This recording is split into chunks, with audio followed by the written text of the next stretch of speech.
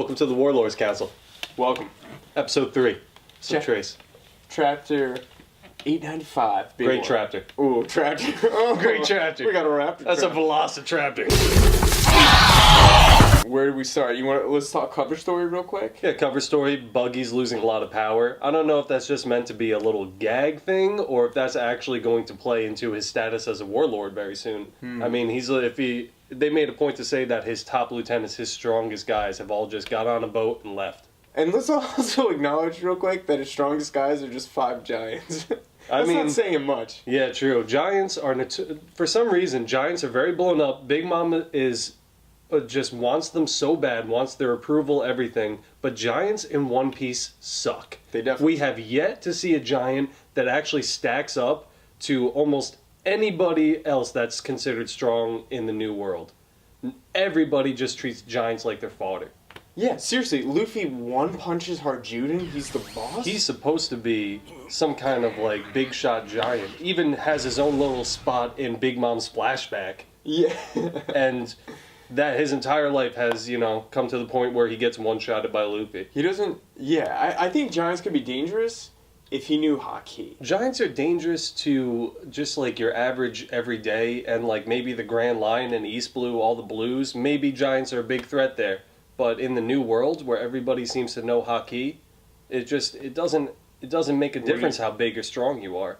Yeah, when you know observation haki, you're not going to get hit with a 4-foot wide punch. Exactly. And besides that, I mean, it's actually an advantage to be smaller than a giant if you're still...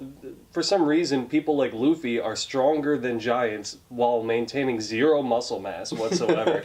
So, if anything, it's an advantage to be able to zip around. I've never seen a very fast giant.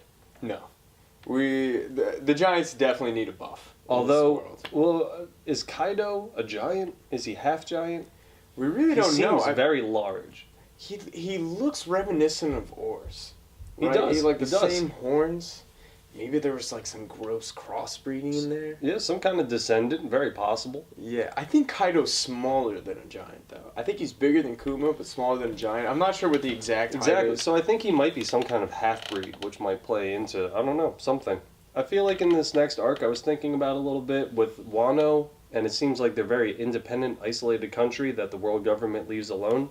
I think we're going to learn a lot more about the Void Century in the next arc. I think a lot of that is going to be fleshed out. Yeah, I mean, we've been waiting for a long time. Oda kind of introduced this. It's been dangling. And he's holding it in front of his little carrot. Yeah, he introduced this during Alabasta, the Void Century, the ancient weapons. Yeah. And now that we've learned that the ancient Wanos constructed the poneglyphs, they definitely played some they must have some kind of pivotal role in the Void Century. They must know more. Well, we're going to find out. We're getting close. But now on to the main fight, which took up the entirety of the chapter. I always enjoy a chapter that is nothing but a fight. Please. Almost 0 dialogue besides people just, the typical manga, let's name our attacks, and let me explain how I'm beating you when you ask. Yeah, I actually read the chapter in Spanish on Thursday, and I knew exactly what was going on. Me gusta bueno. Caliente. Ooh. I like this technique. I feel like... I like it a lot. It's really f***ing cool. And it's not an ass pull, which is good. What do you mean? It's not like all of a sudden Luffy just got a huge power-up mid-fight. It actually makes sense because we've seen him do this before against Doflamingo. He's changed his attacks mid-direction before. Yeah. So this is just kind of reinforcing that with what he's learned so far. Yeah. Kind of slimming down, concentrating muscle mass into the arms. I like it. It combines what little bit he's learned and caught up to Katakuri at this point and just, expands on that, classic Luffy just kind of, turning it on its head, finding another way to try to beat him. Now he uses the little bit of improved observation haki combined with his gear force speed and power and figured out a way to speed up the attack so that way I feel Katakuri, he does know where they're coming from. It just doesn't matter. Yeah, he's still taking hits.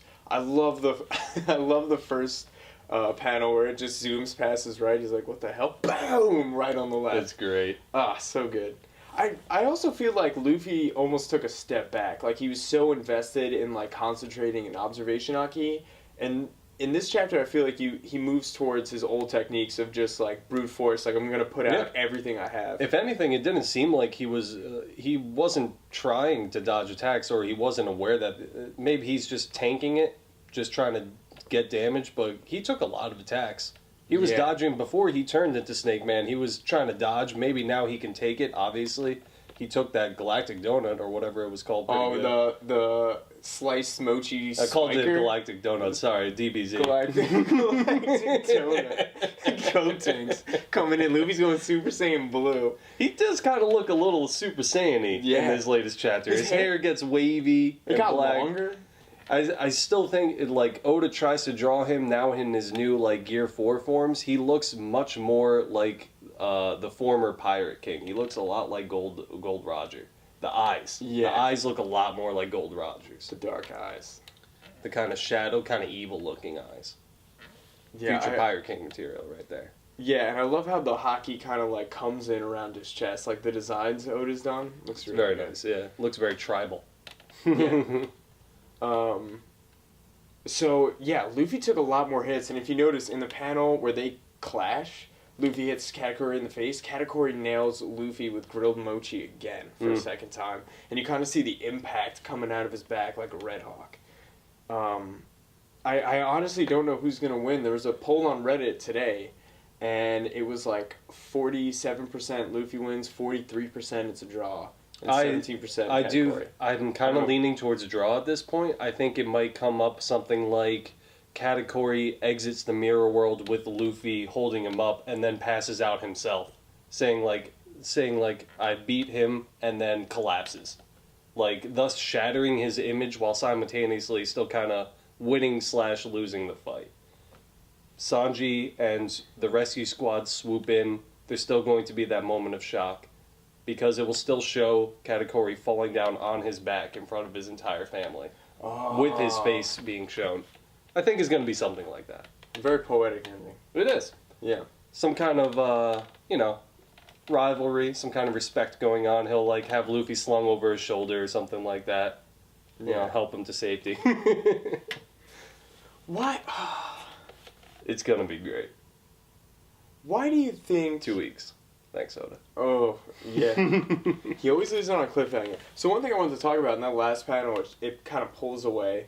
You just see, like, the rubble. I think now we're going to move on. We're going to see everyone else, Sanji's progression. We're going to see what's going on in Cocoa Island. Absolutely. They need to set the stage for Sanji's rescue before Luffy and Katakuri come out of the mirror world. Otherwise, it doesn't really make sense if everything just simultaneously happens at the same time. They have to have some kind of plan. I honestly could see us not seeing the results of the fight next chapter. It might be the chapter after. I wouldn't be surprised. What was it? Did we see the conclusion of the Cracker fight the next chapter afterwards, or did we have to wait 2 chapters for that? No, that started immediately after. But this is like the final boss of this arc. Yeah. Which I honestly wasn't expecting. I thought the crew was gonna like somehow get away, like do something they wouldn't usually do instead of like engaging the enemy head on, which they kind of didn't. I mean, they did run away, but Luffy still... It's been a fighting retreat this entire arc, pretty much. Once they got what they needed to get, it's been nothing but a fighting retreat. Yeah. But Luffy had to go back to Mirror World. Yeah, Luffy's the only one that stuck it out. And just stayed exactly where he was. Everybody else just kind of, let's get the fuck out of here. I don't blame him. With Big Mom right on your tails. While she's drooling. I think... Luffy going back to Mirror World is one of the reasons Katakuri respects him so much. Absolutely. Because any other enemy would have ran for their lives. If they had the opportunity, nobody would face him. Nobody could blame him. But Luffy knew that's not how you get stronger. It's not. Rayleigh said. That's why I never run from my fights. I have several broken bones. When I cough up blood, it means I need to go to the hospital. When Luffy does it, it means he's getting strong. Oh man, Luffy's coughed up a lot of blood this chapter. that grilled mochi spiker is so. And I don't think that missing kidney has scabbed over yet. So no. he's obviously still bleeding from that as well. That happened like an hour ago. One thing I noticed in that last panel, there's still blood like splurting out of Katakuri's wound. That was pretty cool. And Luffy's too, I'm sure. Oh yeah. That last panel was just so cool. The last, like, right before their attacks are about to connect simultaneously. So Luffy mentions, he's like, oh, this technique again. I think he's going to dodge it. Like, if everything he's learned up to this point can be used in one final instance, I think it's going to be this. Because if he could dodge that club and get him with whatever the King Cobra is... Yeah, I don't know. The way it was swinging and how close it is, I know it's manga, so it's almost never too late to kind of, like, shadow step it, but... I don't know. It just seems like he was fully committed to landing an attack and taking an attack. Luffy's definitely, like I said before, Luffy's been Rocky Balboaing this entire fight.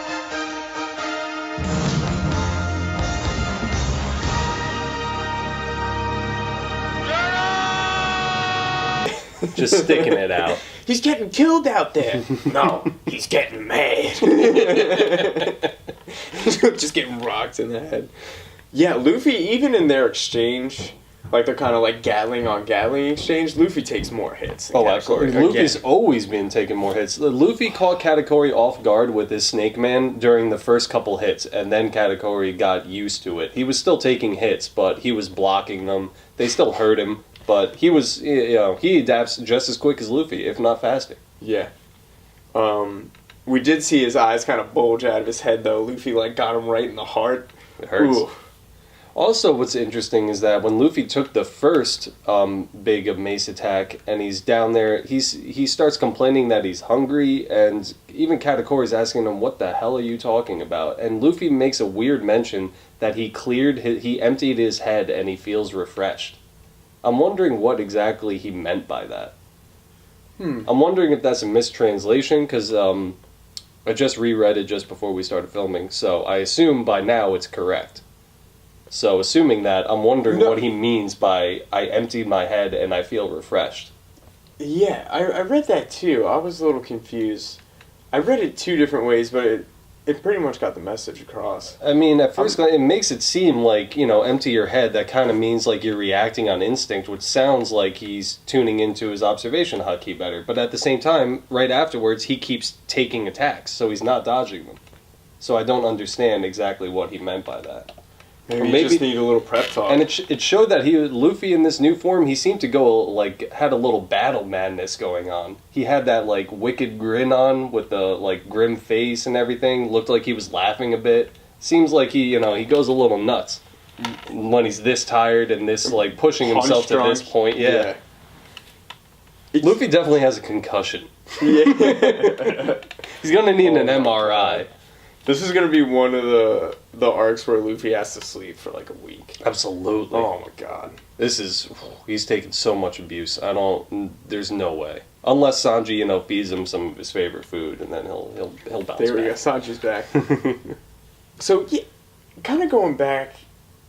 Do you think Cracker could have survived Snake Man? No, I don't think so. No. I think Snake Man would just get around the Biscuit Soldiers. Snake Man is the more powerful version of Tank Man. I think it's the faster version. But speed equals momentum, which equals power. So, like Luffy said, each time he turns his fist in that form, it gets faster, which means it's going to hit harder. Unless his armament haki is like slightly weaker in this form, I can't see how I it don't would. think so. Yeah.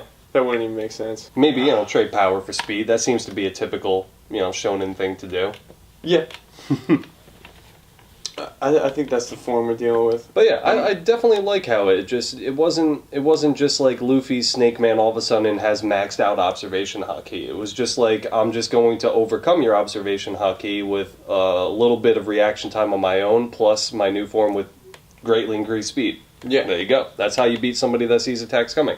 That's how we beat, well, not how we beat, he was going to beat them regardless, the Boa sisters. They also said, in their little thought bubbles, they knew where the attacks were coming from, but Luffy was just too fast for them. Oh, yeah, I remember that. Even Doflamingo mentioned that at one point he takes like a bazooka to the stomach. He's like, you got fast, but no power. You got speed, but no power. Yo, you got fast, bro. Fast and the Furious so on fast. DVD.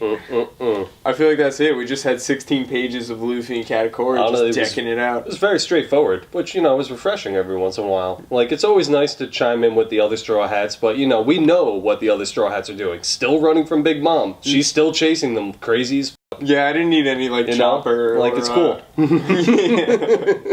Yeah, I like, not much is going to change for them for a little while. Yeah, exactly. I wouldn't mind. Hopefully, next chapter, if we don't see the conclusion of the fight right away, I would like it to be a very Sanji-heavy chapter.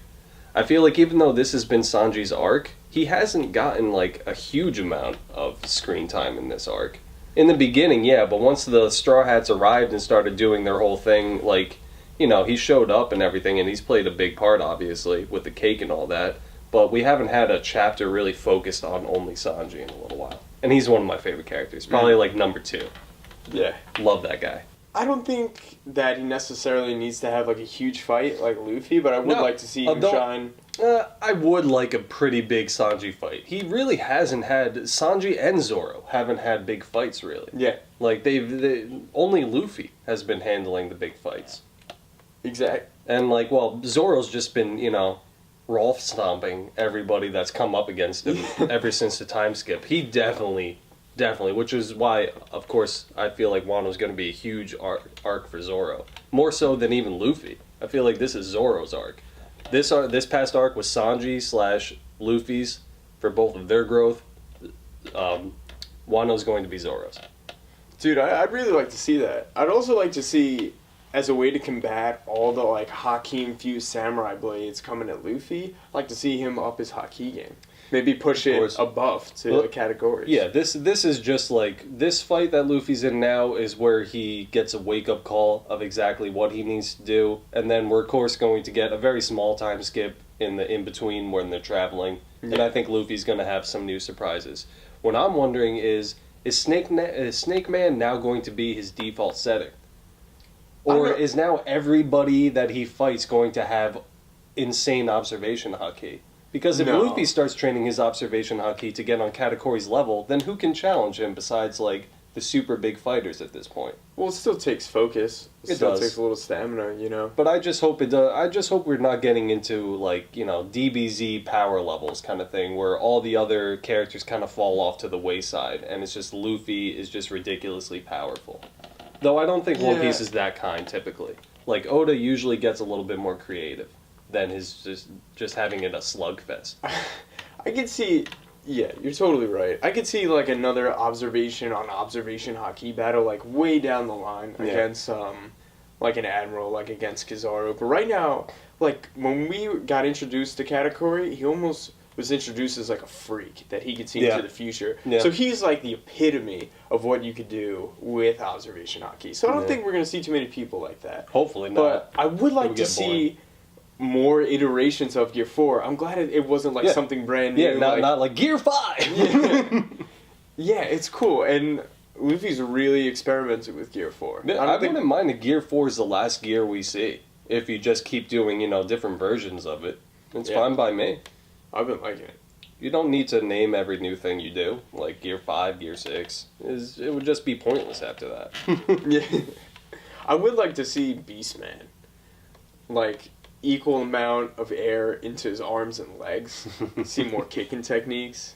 Maybe, like, using it to, like, boost around even faster. I was surprised at the zero goofiness of Luffy's new form. He just looks badass. Yeah. There's no goofiness to it, which is weird. I thought for sure Oda was... I think he knows what we're expecting. So he's like, nope. He's just gonna look... He doesn't look like a Snake Man at all. Yeah. There's nothing snaky about him. His arms are a little... He's just a smaller, thinner version of Tank Man with wavier hair. I swear his hair got longer. It definitely got longer. It definitely got longer. He had, like, your... But I guess he could stretch his hair. He could stretch his hair, you know? Dude, is that him awakening? Imagine...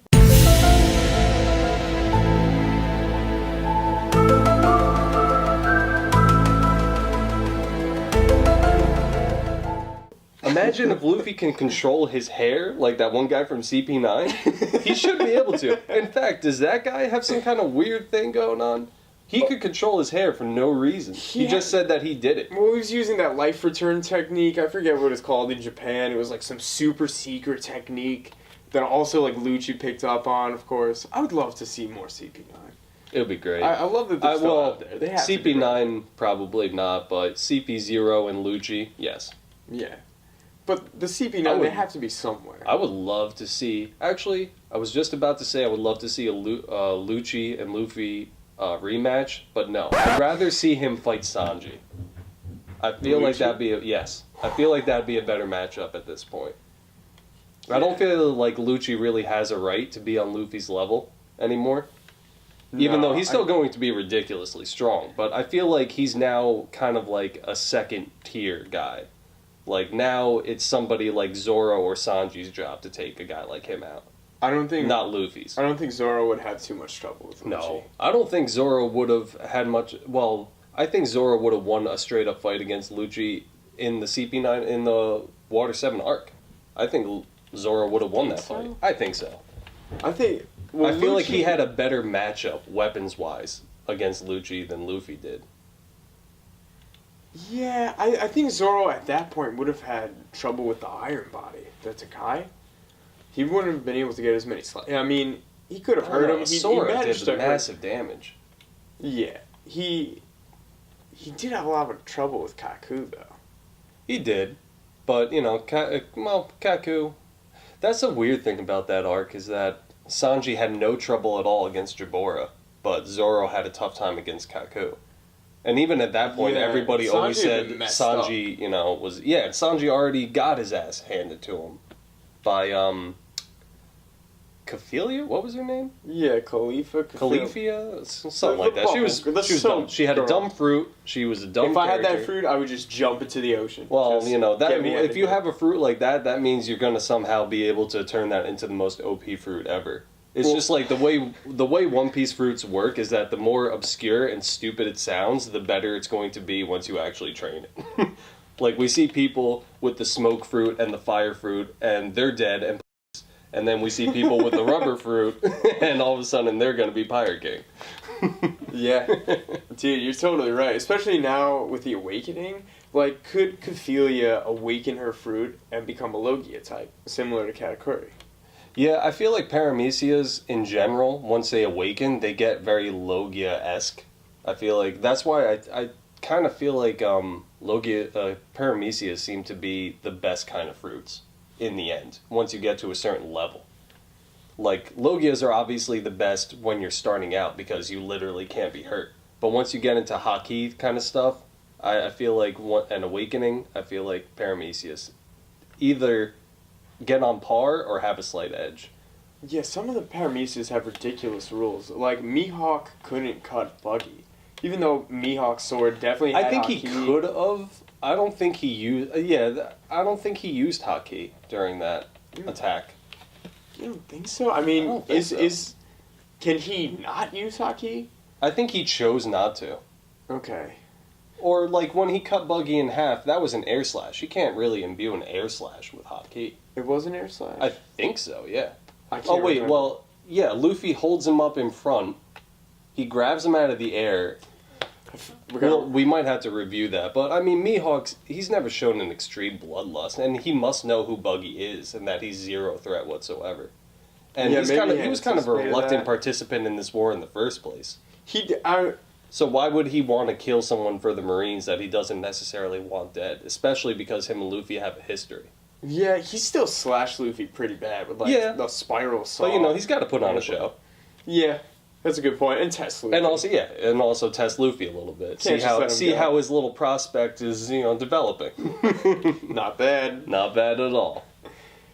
Yeah, something I noticed in this chapter, Katakuri's getting hit when he can't see it, and his face is still imbued with haki. So is it just like second nature? I think on his level it is, yeah. Especially with observation haki like his. Well, I've seen Luffy do the same stuff. Yeah, I just feel like as you block, it's just like just an instinctual reaction to just imbue that part of haki on your face or arm or whatever. Yeah, that makes sense.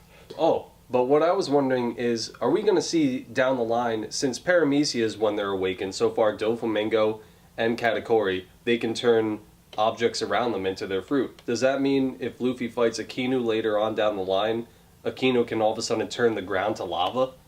That just seems ridiculous. Yeah. Ridiculous. How can you fight that? When you can turn the floor to lava. It is my worst nightmare as a kid. Yeah. Come to life. Akinu can literally make the floor lava. You gotta bring some couches with you and set them up all Yeah, around. exactly. That's how Luffy's gonna win. We need to find the couch man. The couch man. Natural enemy. He's just this fat Danny DeVito guy. Oh, Jesus Christ! I'm a couch man. I eat the couch fruit. I ate the couch fruit. I can make up to 2 couches. I do a couch and a love seat. What's the difference between me and my couch? One's more fun to sit on than the other. Ow! Ow! What's the difference between me and my couch? My couch pulls out. Oh, Jesus Christ! Oh! A futon! Couch futon! Dude, yeah, he's like a pimp too. He runs like a brothel in the New World. This is where One Piece is naturally going. Natural progression. I can see it. Using observation on key. He's going to be the final boss on Robtail. Everybody thinks, no, Luffy's going to fight Blackbeard or Akinu as the final villain. Nope, couch man. Danny DeVito. Danny DeVito, guest star voice acting.